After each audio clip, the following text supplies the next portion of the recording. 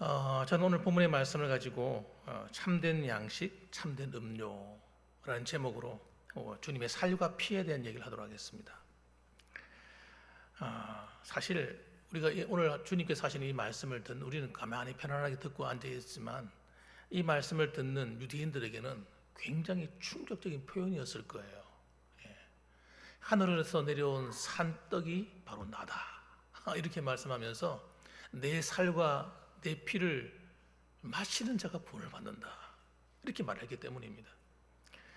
이거는 여러분 유대인들에게는 이 상상할 수 없는 그런 말씀입니다. 왜냐하면 그들의 율법에 따르면 피를 흘리게 만드는 것도 죄지만, 여러분 사람의 피를 먹는다, 사람의 살을 먹는다 하는 이런 개념은 여러분 정말 있을 수 없는 말이기 때문에 그런 겁니다. 이걸 갖다가 여러분 철저히 금했어요. 어떻게 사람의 육신을 먹는단 말이야. 살인하는 것도 얼마나 엄격하게 금했는지 몰라요. 그랬는데 육체를 먹는다는 이 말을 단순한 은유로 비유법으로 받아들인다 하더라도 이건 충격적인 겁니다. 그래서 여러분 오늘 이 말씀은 아주 매우 깊은 영적인 의미를 담고 있습니다.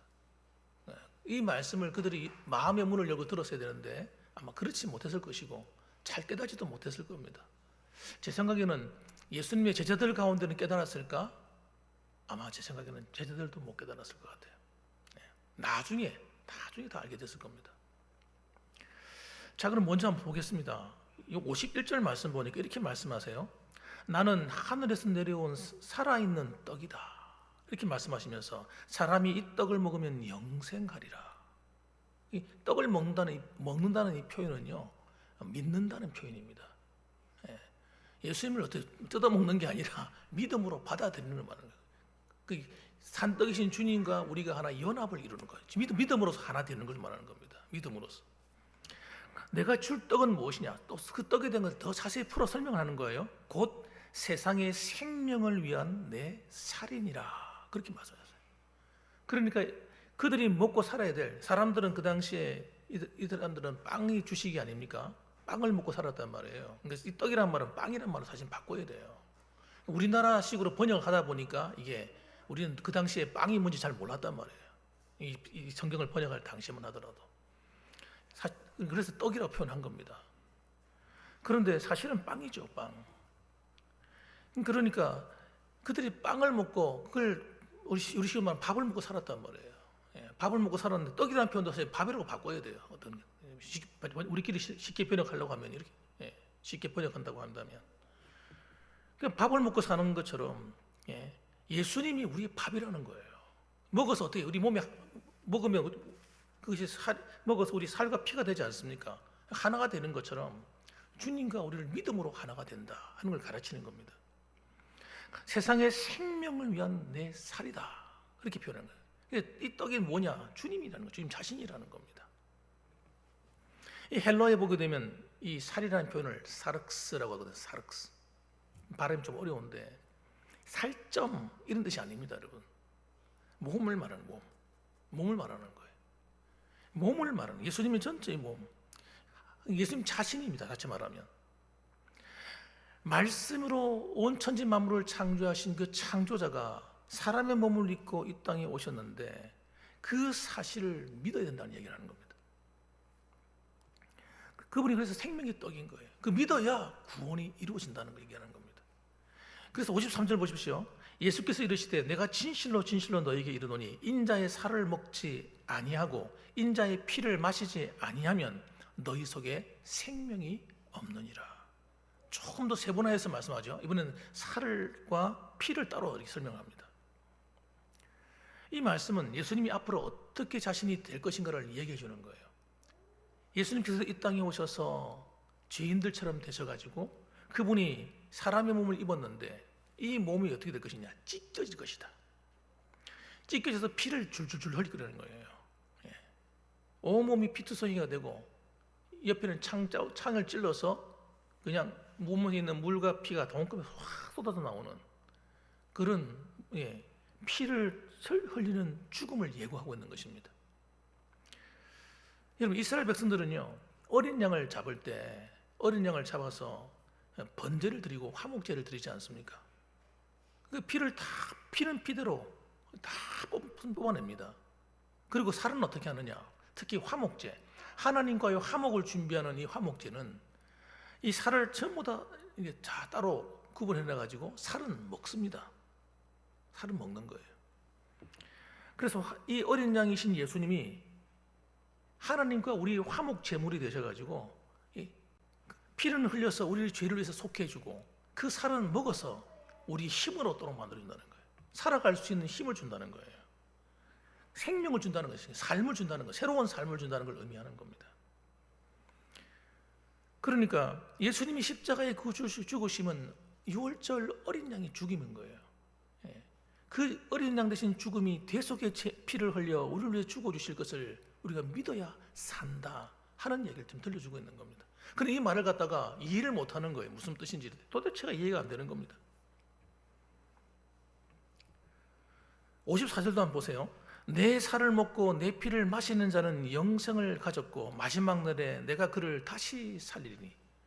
그러니까 그 사람이 예수를 믿지 않는다 말이 무슨 말이냐면 어린 양 대신 주님을 화목제물로 먹지 않았다는 얘기하는 거예요. 화목제물로 먹지 않은 사람들은 구원이 없다 이렇게 말합니다. 예수님을 믿음으로 내 죄를 사함받고 하나님과 나 사이에 새로운 생명이 주어진 이 생명의 놀라운 선물을 우리가 이것을 늘 간직하고 살아야 되기 때문에 이걸 어디 간직해야 됩니까? 우리 몸에 간직해야 되는 거예요. 잊지 않도록. 그래서 보십시오. 54절 보면 내가 그를 마지막 날에 다시 살리겠다라고 얘기합니다. 다시 살리리니. 이 피가 묻어있지 않는 자, 예수님이 살이 그 속에 없는 자는요 구원받을 수 없는 거예요. 구원의 조건은 뭡니까? 예수님의 살과 피밖에 없습니다. 예수님의 살과 피만이 우리를 구원하는 능력이 되는 것입니다.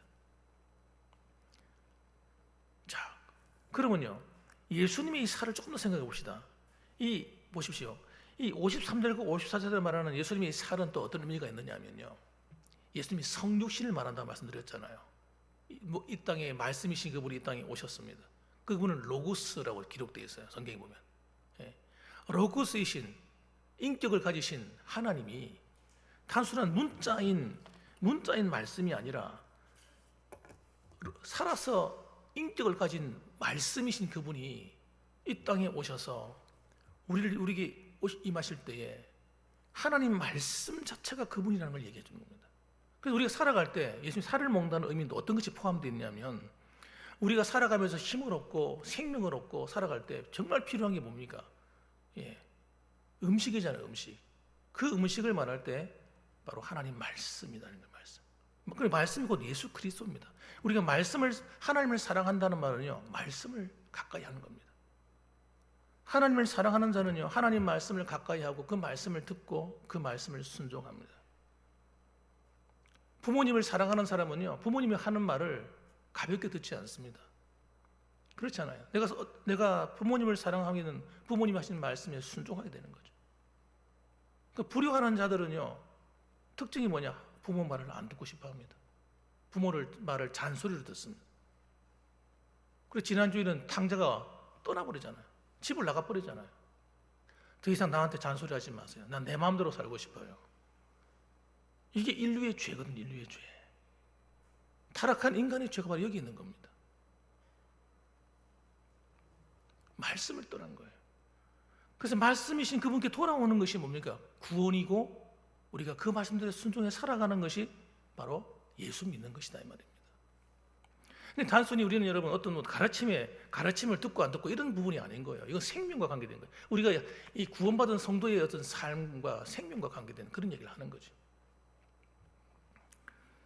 그다음 두 번째로는 여러분 속죄의 피에 대한 얘기인데 53절과 54절에 이 말씀을 인자의 피를 마시지 아니하면 또 내 피를 마시는 자는 영생을 가졌고 이렇게 얘기를 해요.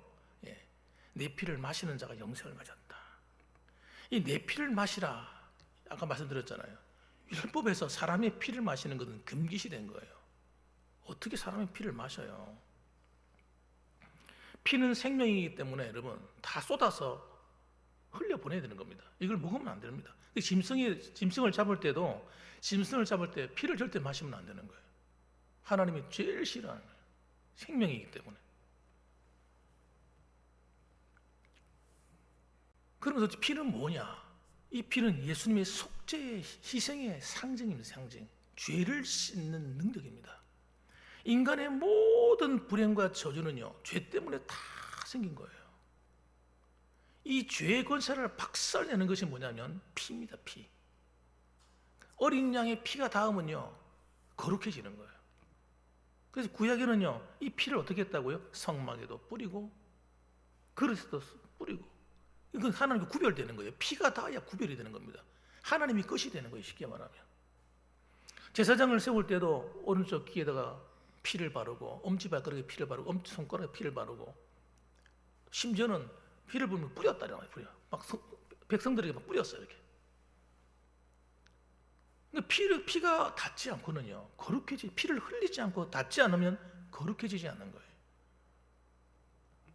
예수 믿는 것은 뭡니까? 예수님 피가 내 안에, 내 마음에 뿌려지는 겁니다, 여러분. 내 마음에 뿌리는 거. 믿는다는 말이 그런 뜻인 거예요. 예수님 피가 내 마음에 뿌려져서 내가 거듭나는 겁니다. 피가 닿을 때 내 안에 있는 죄성이 죽어버리는 거예요, 그 자리에서.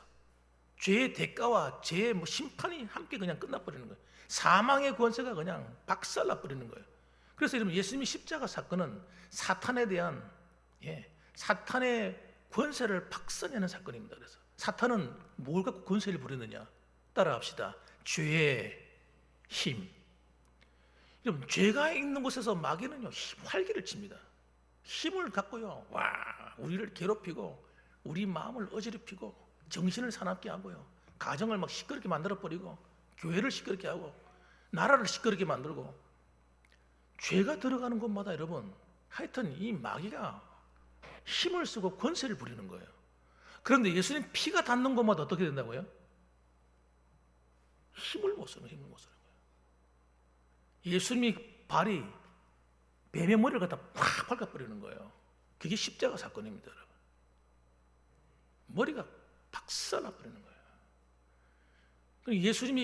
우리가 예수를 믿어서 예수님이 십자가의 피를 의지해서 내 죄를 씻는 순간, 그 순간만큼은요, 내 안에 하나님의 평강이 임하고 은혜가 임하고 은혜가 회복되는 것입니다. 그래서 예수님의 십자가의 피는 여러분, 마시지 아니하면, 이렇게 설명하는 거예요. 마셔야 된다는 거예요. 마신다는 말이 무슨 말이냐? 믿는다는 거 말합니다. 이 효력을 믿는 거예요. 믿지 아니하면 내 안에서 효력을 발휘하지 못한다. 예수님의 십자가의 죽음은 믿음으로써 개인이 받아들이는 겁니다. 여러분, 누가 대신 믿어줄 수가 없는 거예요, 이거는. 이 구원은요, 전부 다 철저하게 개인적인 겁니다. 구원은 단체적으로 구원받을 수가 없어요. 나라가 전체가 구원받는다든지, 한 민족이 구원받는다든지, 또는 교회 전체가 다 구원받는다, 이런 게 없습니다, 여러분. 교회 안에도 안 믿는 사람도 있을 수 있기 때문에. 예수님의 피를 믿지 않는 사람은, 피의 능력을 믿지 않는 사람은 구원 못 받는 거예요. 교회를 평생을 다녀도 구원 못 받는 겁니다. 예수님의 십자가의 피가 내 죄를 씻는 것을 내가 믿습니다. 그 피의 권세가 내 저주를 가져가는 줄 믿습니다. 예수의 그 피가 내 사망과 내 모든 형벌을, 지옥의 권세를 깨뜨리는 줄 믿습니다. 믿음으로 받아들이는 것, 믿음으로. 그래서 예수님은 여러분, 이 피를 누구에게 선물로 주시려고 죽으신 겁니까? 저와 여러분을 위해서. 한 번도 얼굴을 본 적이 없는, 우리는 예수님이 어떤 분인지 알지도 못할 뿐 아니라 예수님을 사랑해 본 적도 없고, 하나님을 사랑한 적도 없고, 우리가 하나님을 사랑해가지고 믿었습니까? 아무것도 모르고, 원래는 교회 다니는 것도 귀찮고, 예배 드리는 것도 귀찮고, 원래는 다 그랬잖아요. 철없을 때는요, 영적으로 철이 없을 때는요, 가치를 모르니까. 그런 죄인 되었던 죄인인 나를 사랑해 주신 겁니다. 여러분, 우리가 의로워서 착해서 이런 착각하실 때가 있어요. 내가 그래도 하나님 앞에 좀 잘 보였지, 그래서 나를 사랑한 게 아닙니다. 우리의 더러움을 다 하시면서 나를 사랑해 주신 거죠. 그래서 여러분, 우리가 살아가는 것은, 거듭난 성도는요, 예수 보혈의 피 안에 살아가는 겁니다. 피 안에 살아가는 거예요. 그 피 아래 우리가 항상 거해야 되는 거예요. 이걸 어떻게 표현하는가 보세요. 우리 55절과 56절에 이렇게 표현합니다. 내 살은 같이 읽어볼까요? 우리 한번 읽어보는 게 낫겠죠. 55절 56절 시작. 내 살은 참된 양식이요 내 피는 참된 음료로다. 내 살을 먹고 내 피를 마시는 자는 내 안에 거하고 나도 그의 안에 거하나니. 아멘. 제일 중요한 건 뭐냐면요, 이 주님의 살과 피가 내 삶의 모든 것이 되어야 됩니다. 항상 머물러 있어야 되는 거예요. 잊어버리면 안 됩니다. 잊어버리면 안 돼요. 내가 예수님 처음 믿을 때 그때 예수님 피로 씻고 난 거듭났어. 그때 과거에 머물러 있으면 안 된단 말이에요. 왜? 참된 양식이요 내 피는 참된 음료로다. 살과 피가 매일매일 내가 먹고 살아야 될, 내가 필요할 때마다 배고플 때마다 먹어야 될 그런 양식이 되었고 음료가 되었기 때문입니다. 그러니까 이거 예수님이 살과 피가 없이는 우리는 생존이 됩니까 안 됩니까? 정상적인 신앙생활에 생존이 안 되는 겁니다. 될 수가 없는 거예요. 그렇기 때문에 주님이 하시는 말씀 보세요. 내 살을 먹고 내 피를 마시는 자, 이 먹고 마신다는 표현이 이거 ing, 영어로 말하면 ing거든요. 계속 진행형이란 말이에요. 마신 자, 먹은 자가 아니고요. 주님 만날 그날까지 먹고 있는 자입니다. 먹고 마시는 자입니다. 마시는 자. 예수님의 살과 피가 매일매일 내 속에서 살아서 그 피를 먹고 마심으로, 살을 먹고 피를 마심으로 우리가 생명이 유지가 된다는 얘기를 하는 거예요. 저는 이걸 깨닫고요, 충격을 받은 거예요. 이런 거요. 복음이라는 게 이런 거였구나. 매일매일 이렇게 살지 않으면 우린 죄의 유혹에 나도 모르게 넘어가는 겁니다. 사탄의 유혹에 나도 모르게 넘어가는 거예요. 넘어지는 거예요. 그래서 여기 보면 거한다 하는 말은 살아간다 이런 표현이거든요. 거주한단 말이에요. 거주. 집에서 이러면 거주한단 말 아시죠? 살아간다네요. 살아간다. 거한다는 표현.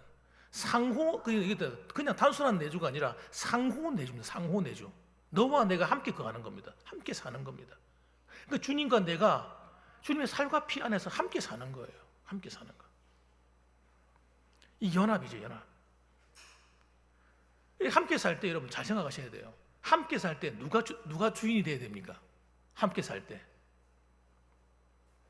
함께 살 때 집주인이 누가 돼야 되는 거예요? 집주인이. 예수님이 집주인이 돼야 되는 거잖아요. 하나님이 집주인이 돼야 되죠. 그래서 여러분, 우리가 신앙생활하고 살아가는 모든 삶 속에 여러분, 주님의 십자가 사랑 안에 살아갈 때 그 주인이 분명해야 되는 거예요. 분명. 이 주인이 분명하지 않으면 여러분, 내가 주인 노릇하기 때문에 내가 주인이 돼버리는 거예요. 내가 모든 걸 판단하고 내가 모든 걸 결정을 내리고 모든 걸 내가 다 하게 되는 거예요. 그 순간 주님과 연합이 깨어져 버리는 겁니다. 그 순간만큼은. 그래서 주님과 함께 살아가는 이 동거하는, 함께 거주하는 이 믿음의 삶이 주님이 딱 중심이 되셔서 그분이 내 주인 되시고 내가 그분 안에서 복종하는 이 체계가 하나님 나라 체계예요. 이것이 여러분 하나님의 이름이 거룩히 여김 받는 겁니다. 하나님의 이름이 존귀 받는 거예요. 하나님의 이름이 세상 신들처럼, 잡기 신들처럼 그렇게 여김 받아서는 안 되는 것입니다. 심지어는 하나님이 내 이름보다 못해서는 안 된다는 말입니다.